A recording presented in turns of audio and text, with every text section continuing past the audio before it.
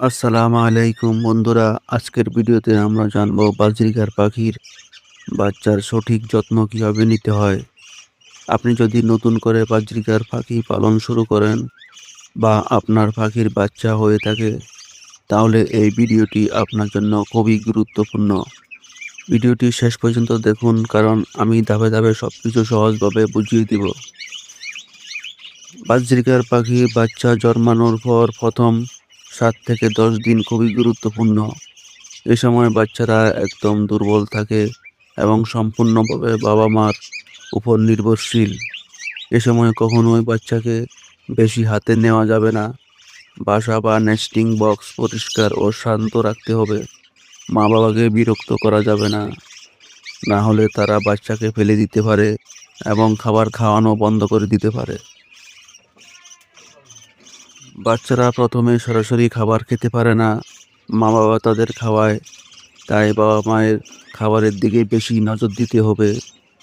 ভালো মানের seed mix দিন, সাথে সবজি দিন প্রতিনিয়ত, যেমন পালং শাক, গাজর অথবা কলমি শাক দিতে পারেন।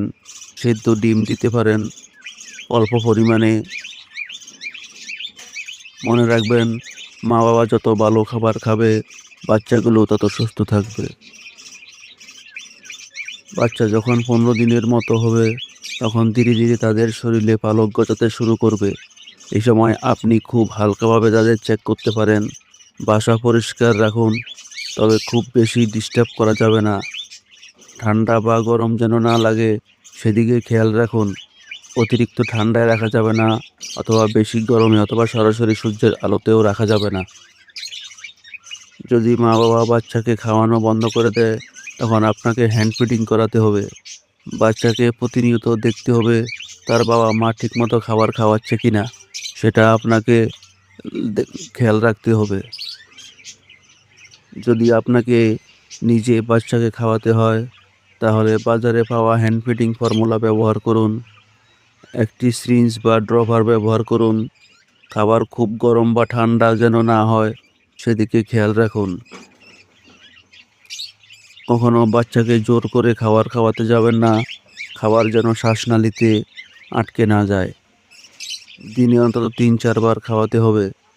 বেশিরভাগ ক্ষেত্রে যখন দেখা যায় একাধিক বাচ্চা ডিম ডিম ফুটায়, তখন বাচ্চাকারের বাচ্চাকে হ্যান্ড ফিডিং করানোর প্রয়োজন হয়, যাতে বাচ্চাগুলো তাড়াতাড়ি বেড়ে ওঠে। 1 মাস পর বাচ্চারা একটু শক্ত হয়ে যায় এবং নিজে নিজে খাবার খাওয়া শিখে। খাঁচায় অল্প অল্প করে বাচ্চাগুলোকে যখন হাঁড়ির নিচে দিবেন, তখন সেখানে অল্প অল্প করে কিছু খাবার দিয়ে দিবেন। তাহলে তারা একটু একটু করে খেতে শিখবে।